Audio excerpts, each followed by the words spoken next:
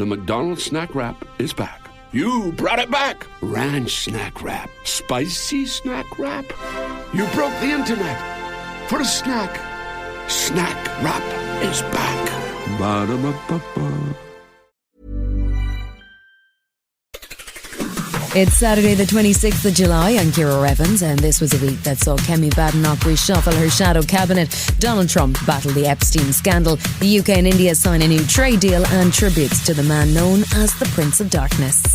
Grab a cup of something hot, put up your feet, and get up to speed on the 7 biggest stories of the week. This is the Standout 7 from the Smart 7. It's news, but not the news. Parliament is due to head off for the summer at the end of this week, but before he got his swim shorts packed, Prime Minister Keir Starmer got a grilling in front of the Commons Liaison Committee on Monday. He was quizzed for over an hour on the welfare bill and the changes that were made, and Labour MP Debbie Abrahams said the original proposals were far from Labour values. Starmer said he hopes that in 3 years' time the UK will be noticeably better off and that the health service will be working properly for families, but that welfare reform is a significant part of what needs to be done. I think the fact that there are nearly 1 million young people out of work is a huge challenge for our country. None of us should be accepting of a system that operates like that. It is broken, it needs to be mended. As we head into the parliamentary summer break, Tory leader Kemi Badenoch decided it was time for a fresh look to her shadow cabinet. She brought back former Foreign Secretary and Home Secretary James Cleverly, who will be the new Shadow Housing Secretary, facing off against Labour's Deputy PM Angela Rayner.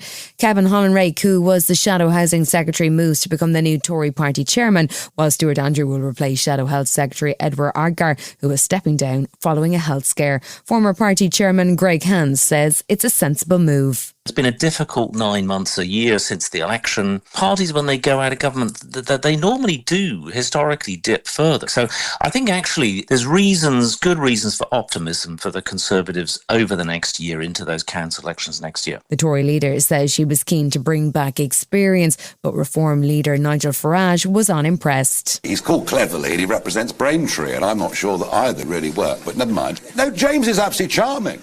Absolutely charming. He stands foursquare behind nothing in particular, and so that rather suits the modern-day Conservative Party. There's increasing concern that the UK could be facing another summer of violence as far-right protests in Essex have seen police reinforcements drafted in from across the UK. With Donald Trump due to visit Scotland this week and with continued protests in Epping over asylum seekers, tensions appear to be escalating, and the Police Federation are warning they're overstretched. The government has been busy trying to get control of illegal immigration and are currently cracking down on food delivery companies who hire illegal workers. Home Office Minister Seema Malhotra says the rules are being tightened up. For those who give their accounts to others who have no right to work here, this is a really important change. If you do this, you will be caught. Deputy Prime Minister Angela Rayner acknowledged that there is a risk of more public disorder unless the government addresses people's concerns. But new Tory Shadow Housing Secretary James Cleverly says the government are failing to get a grip on the issue. When we have these incredibly out-of-touch comments by the Prime Minister, when it appears over and over again that the government is on the side of the takers rather than on the side of the people who are really contributing, we shouldn't be surprised if anger boils over. If you've been thinking about retirement, you won't be thrilled to hear that a recent study found that those who are due to retire in 2050 will be poorer than today's pensioners. It's partly because many people aren't putting anything into their pensions, hardly surprising after a cost of living crisis, but something that will have long-term effects on the British economy. Figures also show 1/5 of self-employed people aren't saving anything, which means 3 million people have no plan for retirement. Work and Pensions Secretary Liz Kendall has announced a new review into the state pension age, which is currently 66, but the review won't be completed until 2029. Unless we act, tomorrow's pensioners will be poorer than today's, because almost half of the working age population isn't saving anything for their retirement at all.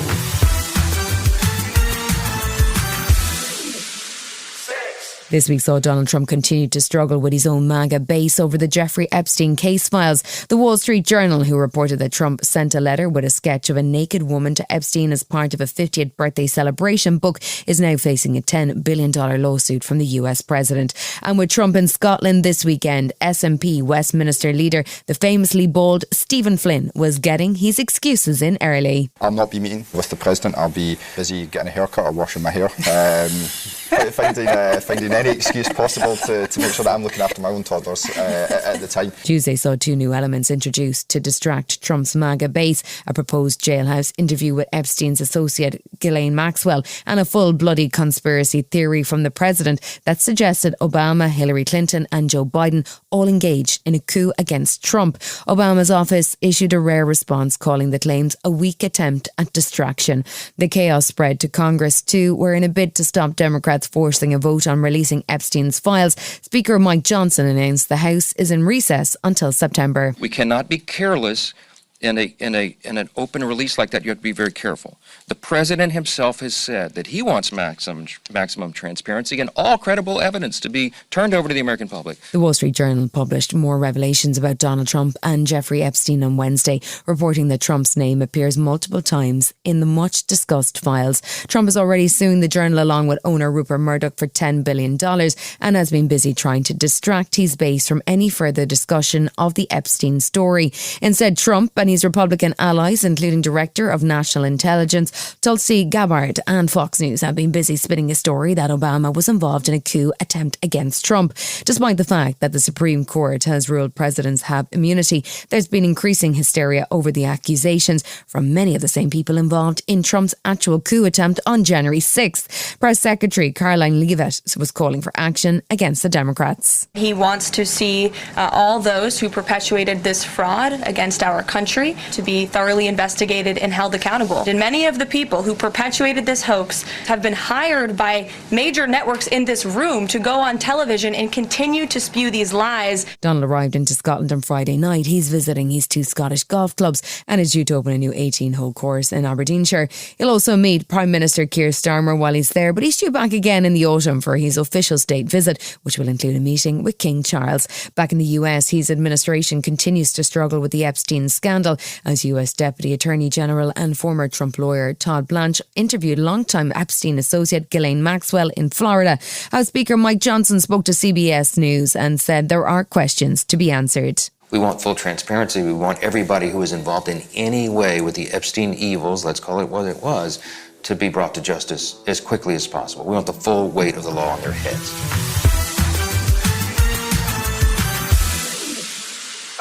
This week has seen no good news in Gaza as the continuing Israeli blockade of food aid and a new ground assault have ramped up the pressure on the civilian population. The Pope weighed in last Sunday on what is becoming an increasingly common event in Gaza, where people queuing for food are fired on by Israeli forces, with over 1,000 people killed in recent weeks. The Pope also spoke on the attack on Gaza's only Catholic church last week, which saw 3 people killed.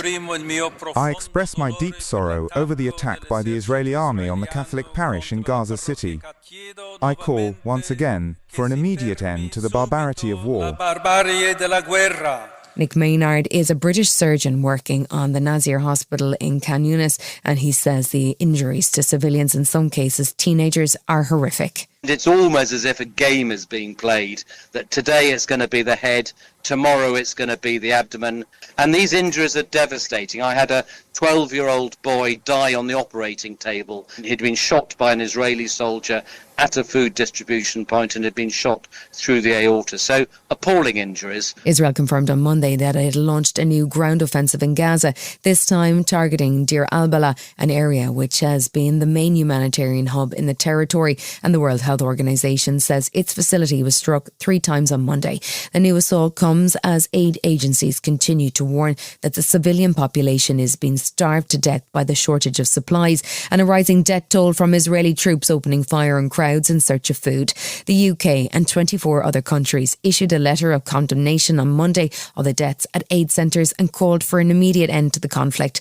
Baroness Hellick is a former Tory special advisor, and she says the UK needs to do much more. We are willingly or not part of a humanitarian disaster of enormous enormous consequences for us, for our security, and for our standing in the world. Dame Emily Thornberry is chair of the Foreign Affairs Select Committee, and she says it's time for the UK to recognise the Palestinian state and push for a peaceful solution. Recognition has a legal status, but it primarily has a political input. If we recognise a Palestinian state, I think we show ourselves to be a country that wants to be involved, that wants to be an honest broker, that wants to be a force for good, and we think that the way forward is two states. The World Health Organization, whose offices were attacked this week, estimated that at least 90,000 people in Gaza are at risk of starvation. The Prime Minister is apparently being urged by his cabinet to recognise Palestinian statehood. And Foreign Secretary David Lammy says it's clear that Israeli forces are behaving beyond the bounds of international law. I made an assessment back in September that there was a clear risk of international humanitarian law. Since then, the situation on the ground has got worse. And so I am concerned that there are crimes being committed against humanity. The head of the World Health Organization, Dr. Tedros Ghebreyesus, accused Israel of creating mass starvation in Gaza on Wednesday, blaming the ongoing blockade of food aid for the critical situation facing civilians in the territory. Meanwhile, the IDF has continued strikes in Gaza City and northern Gaza, killing at least 21 people on Wednesday. At the United Nations Security Council meeting, Israeli Ambassador Danny Danon took an extraordinary stance. Israel is making the Middle East safer for everyone who values peace and calm.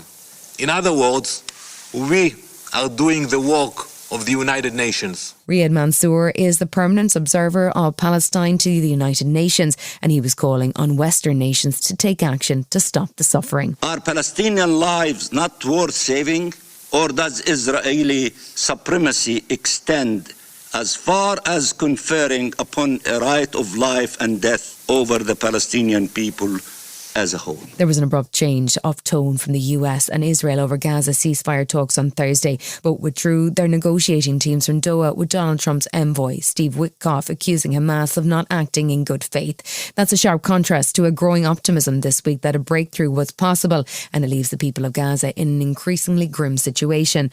Oliver McTernan is Director of Conflict Resolution for the charity Forward Thinking, and he remains hopeful for a breakthrough, but only if diplomatic pressure is applied.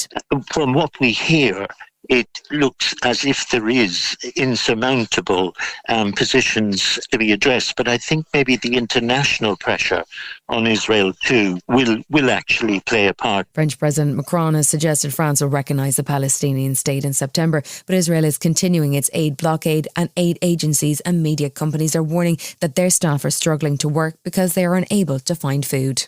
These people have been absolutely critical in telling the world about what's going on in Gaza. And if they are not able to do their jobs because they are suffering from dizziness or the effects of lack of food, then we think that's a really serious situation.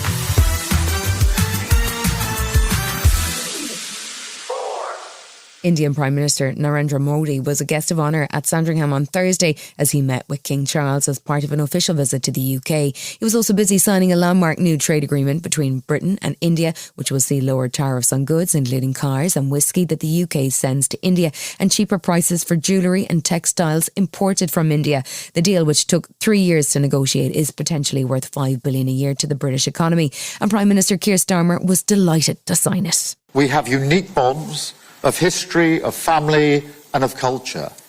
And we want to strengthen our relationship further so that it is even more ambitious, modern and focused on the long term. The deal also includes a new plan to tackle illegal migration, but will take up to a year to come into effect. Modi has promised to plant a tree on the King's behalf and sounded pleased that the agreement has been concluded. I would be remiss not to mention cricket when India and the UK are coming together. For both of us, cricket is not just a game, but a passion.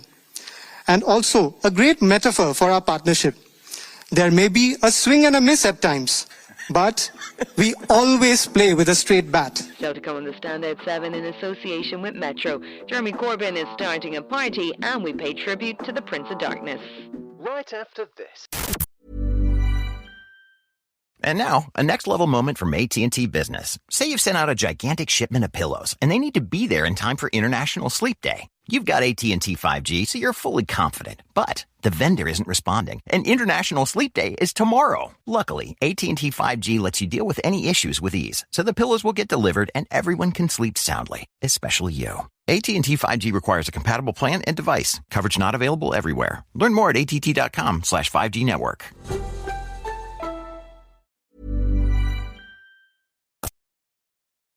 Welcome back. Last weekend saw parts of the UK under yellow weather warnings as the Met Office says more than a half a month's rainfall fell in 24 hours.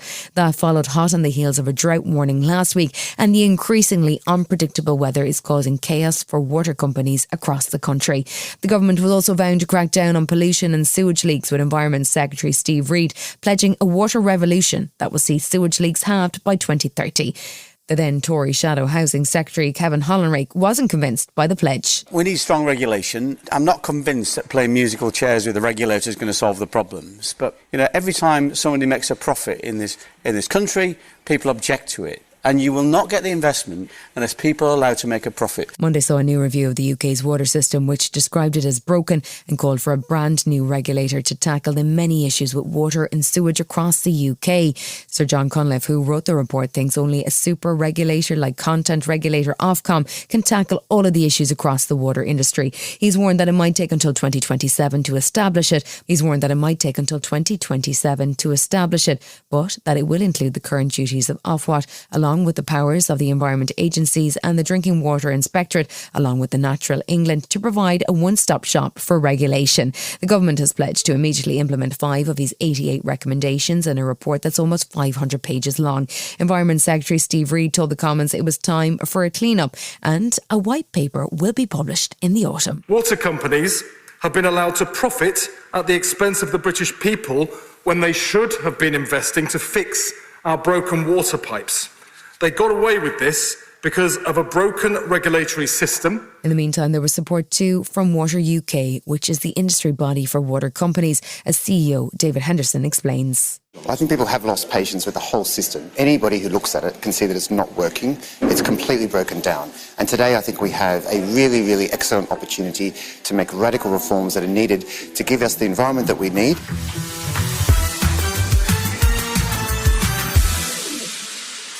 After much speculation, former Labour leader Jeremy Corbyn finally confirmed on Thursday that he's starting a new political party. His co-founder is former Labour MP Zara Sultana, but even on day one there was a bit of confusion over the name. Jeremy announced it would be called Your Party, but Zara was quick to say that's not the name on social media. It's a bit confusing, but they're clear about their aim, which is to build a democratic movement that can take on the rich and powerful and win. He had some harsh words too for Reform, who he called dangerously divisive. He was keen to strike a positive note, however, on launch day. We're not going to be a party that's controlling everybody in every aspect of what they do. What we want is the excitement. This is going to be community-led, community-based, grassroots-led. This is going to be very different, and you know what? It's going to be fun.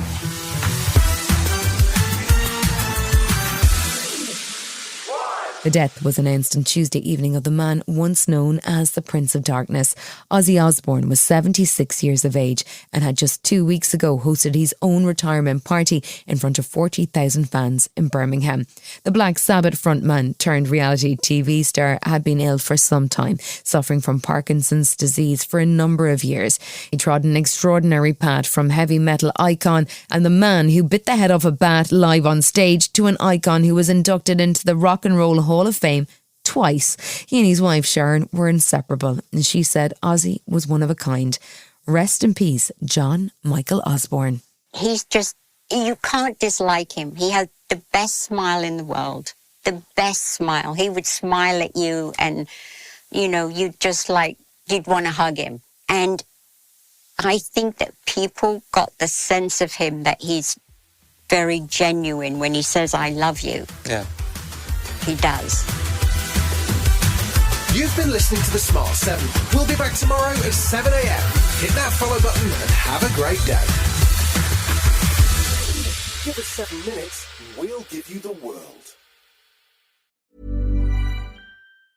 Who says luxury has to come with a steep price tag? Quince brings you hotel-quality sheets and linens without the markup. From breathable bamboo bedding to spa-worthy bath towels, Quince makes every corner of your home look and feel luxurious. And by partnering directly with top artisans and ethical factories, Quince delivers premium quality at half the cost of similar brands. Upgrade your home for less at Quince. Go to quince.com/home upgrade for free shipping and 365-day returns. Quince.com/home upgrade.